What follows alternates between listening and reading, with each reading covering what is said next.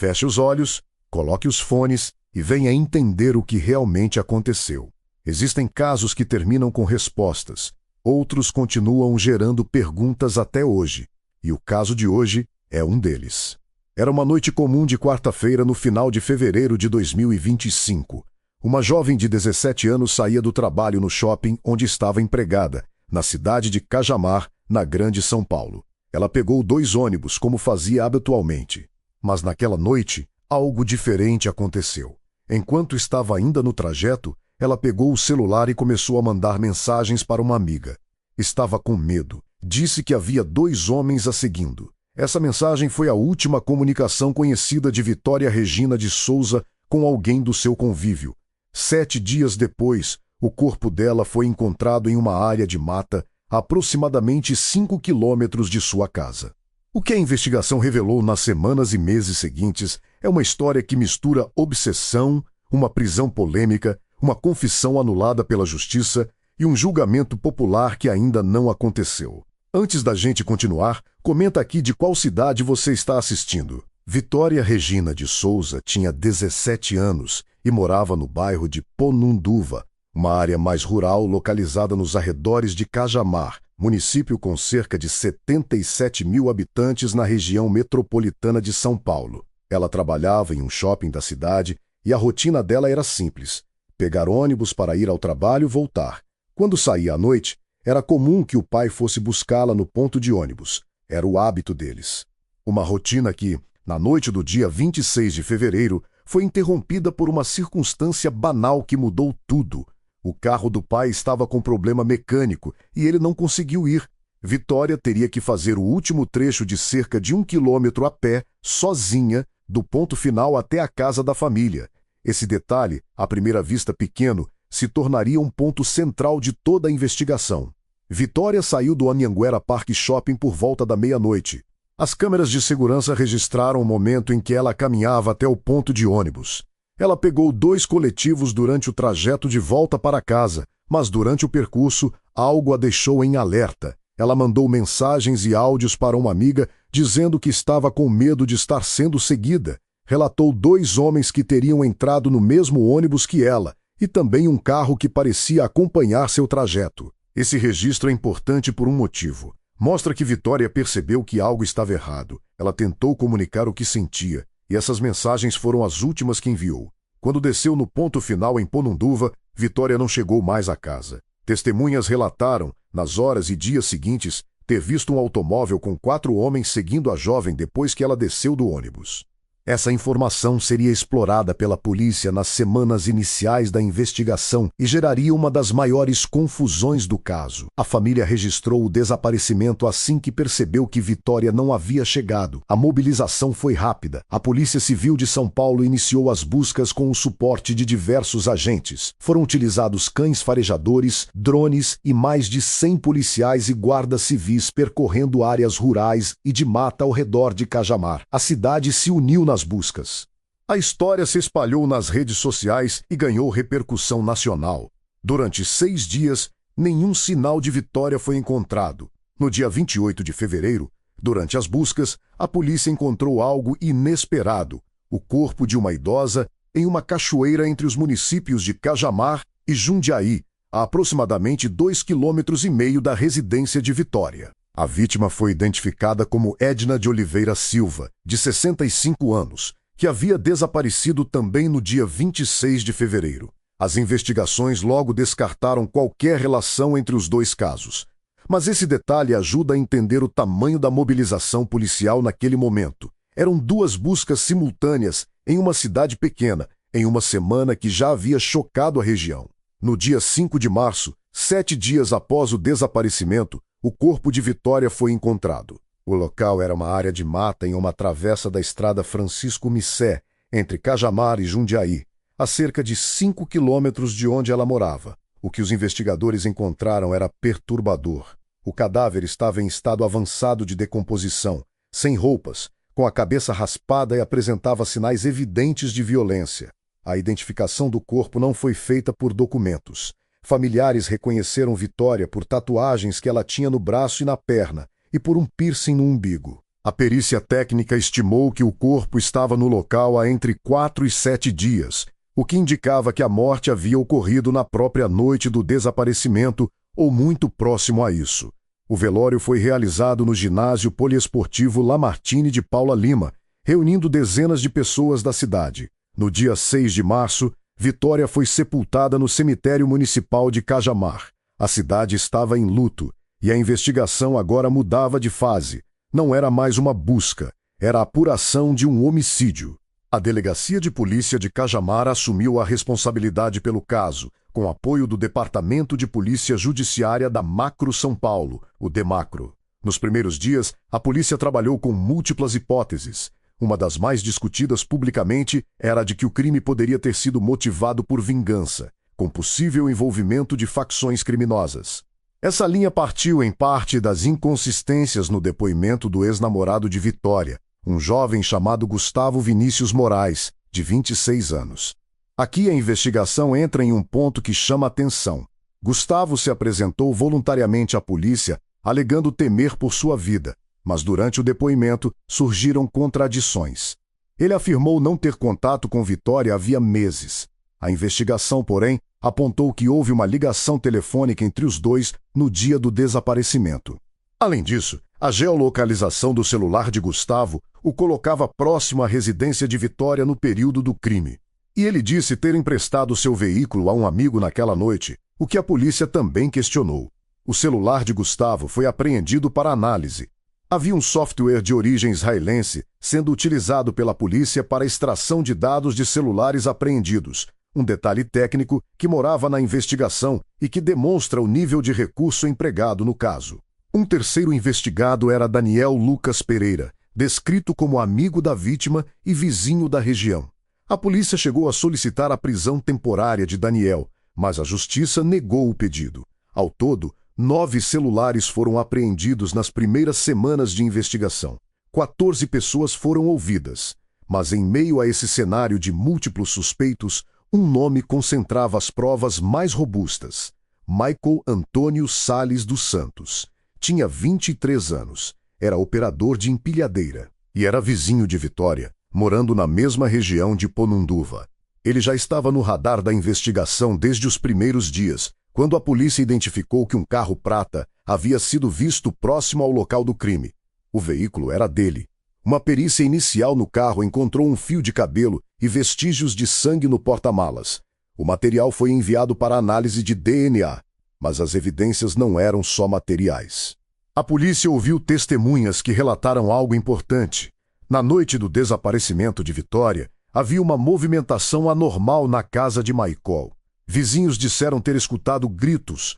Outros relataram que Michael chegou a fazer ameaças. Quando a polícia foi ouvir a esposa de Michael, surgiu mais uma contradição. Ele havia dito que dormiu em casa na noite do crime. Ela desmentiu, afirmando que havia passado a noite na casa da mãe. Havia ainda outro ponto relevante. A investigação verificou que as conversas trocadas entre Michael e Gustavo Vinícius, o ex-namorado de Vitória, levantavam suspeitas sobre alguma relação entre os dois. No dia 8 de março de 2025, a prisão preventiva de Michael foi decretada. Ele foi detido pela Polícia Civil de São Paulo. No dia 9 de março, a audiência de custódia manteve a prisão. Na noite do dia 17 de março, algo aconteceu que seria, ao mesmo tempo, o ponto central da investigação e seu maior ponto de controvérsia.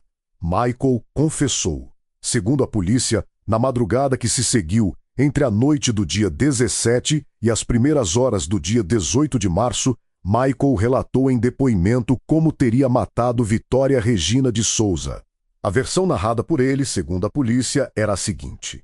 Na noite do desaparecimento, Vitória havia descido do ônibus no ponto final e, naquele momento, Michael a abordou e ofereceu uma carona. Como se conheciam da vizinhança, ela aceitou. Dentro do veículo, ele teria iniciado alguma abordagem. Vitória reagiu, se debateu, e foi quando Michael pegou uma faca que transportava no lado do banco do motorista e desferiu golpes na região do pescoço da jovem. Os ferimentos foram fatais. Depois, segundo a narrativa policial, Michael foi até sua casa, colocou o corpo de Vitória no porta-malas, dirigiu até a área de mata onde foi encontrada e abandonou o cadáver no local. A polícia revelou ainda em coletiva de imprensa realizada na manhã do dia 18 de março que Michael era obcecado por Vitória. Ele a seguia em todas as redes sociais há pelo menos um ano e conhecia com precisão o caminho que ela percorria quando saía de casa. A investigação descartou qualquer relacionamento entre os dois. A única ligação que existia era a de vizinhança. Esse é um dos pontos mais discutidos do caso. A motivação divulgada publicamente indicava que Michael havia agido como um stalker, alguém que monitora obsessivamente outra pessoa à distância. Mas a versão narrada por ele à polícia era diferente. Segundo documentos acessados pela Folha de São Paulo, Michael teria dito que matou Vitória para que ela não revelasse à sua esposa um suposto envolvimento entre os dois no passado. A Polícia Civil, por sua vez, não confirmou que os dois tivessem tido qualquer tipo de relação. Quando versões contraditórias coexistem em um caso assim, a investigação precisa ir além de uma confissão, e foi exatamente aí que os problemas começaram. A defesa de Michael foi categórica desde o início. Ele não havia confessado espontaneamente. A versão deles era de coação policial. Os advogados alegaram que foram impedidos de conversar com o cliente durante o período em que a confissão foi obtida. Disseram que só souberam da suposta confissão depois, quando ela já estava registrada, e apontaram algo que seria confirmado meses depois pela própria justiça. O depoimento foi colhido à noite, sem a presença de um advogado constituído pela defesa. No lugar de um defensor da escolha de Michael, estava presente uma advogada indicada pela Prefeitura de Cajamar, o que a defesa contestou fortemente. A presença de um secretário de Segurança Municipal durante o interrogatório, ocorrido por volta de 0h20, também foi questionada como algo fora do padrão.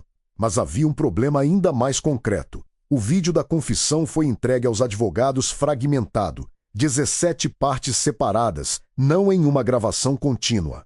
Isso tornava impossível verificar a cronologia completa do depoimento e abria a questão sobre o que havia acontecido nos intervalos entre as gravações. Esse conjunto de irregularidades formaria a base para o que aconteceu meses depois. Enquanto o debate sobre a validade da confissão avançava, a investigação prosseguia pelo caminho das evidências físicas, e aqui os resultados foram significativos.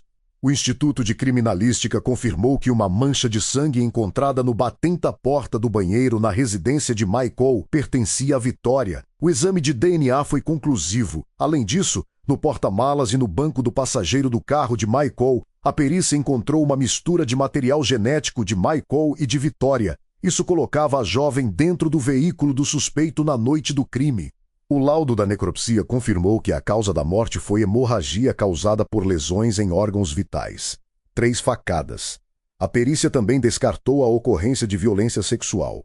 Um ponto técnico importante. Os peritos concluíram que o momento exato da morte não ocorreu dentro do veículo. Isso é relevante porque indica que Vitória teria sido movida enquanto ainda estava com vida, ou que o crime ocorreu em outro local antes da desova. A polícia também descartou a participação de outras pessoas no transporte e abandono do corpo. A hipótese de cumplicidade foi investigada e não encontrou sustentação nas provas. Esse é um dos pontos mais importantes da investigação. Mesmo com a confissão sendo contestada, as evidências materiais apontavam para Michael, sangue dela na casa dele, material genético de ambos no carro, testemunhos de vizinhos sobre a movimentação anormal na noite do crime. A contradição da esposa sobre onde Michael estava. Em 24 de abril de 2025, a Polícia Civil realizou a reconstituição do assassinato. O procedimento utilizou tecnologias avançadas, drones e scanners tridimensionais para mapear o percurso que Vitória teria feito na noite do crime e confrontar as evidências coletadas ao longo do inquérito. Michael não esteve presente. A Justiça de São Paulo havia inicialmente vetado a obrigatoriedade de sua participação. A família de Vitória havia solicitado a reconstituição por considerar a etapa essencial diante das contradições na confissão. Os advogados da família entendiam que essa era uma forma de verificar se a versão apresentada pela polícia tinha consistência com os elementos físicos do crime. O resultado técnico da reconstituição, incluindo o laudo elaborado pelos peritos, foi incorporado ao inquérito. No dia 31 de março de 2025, A Polícia Civil indiciou Michael Antônio Sales dos Santos por homicídio qualificado e ocultação de cadáver. O inquérito foi concluído dentro do prazo estabelecido pela investigação. A data limite havia sido definida simbolicamente como 13 de abril de 2025, a data em que Vitória completaria 18 anos. Em 29 de abril, o Ministério Público de São Paulo ofereceu denúncia formal contra Michael pelos crimes de feminicídio, sequestro, cárcere privado, ocultação de cadáver e fraude processual. O processo avançou para a fase judicial. Se você gosta de investigações narradas como essa e quer acompanhar outros casos reais, esse é um ótimo momento para se inscrever no canal. No dia 30 de outubro de 2025, o juiz Marcelo Henrique Mariano, da 2ª Vara Criminal de Cajamar, publicou uma decisão que mudou o rumo público do caso.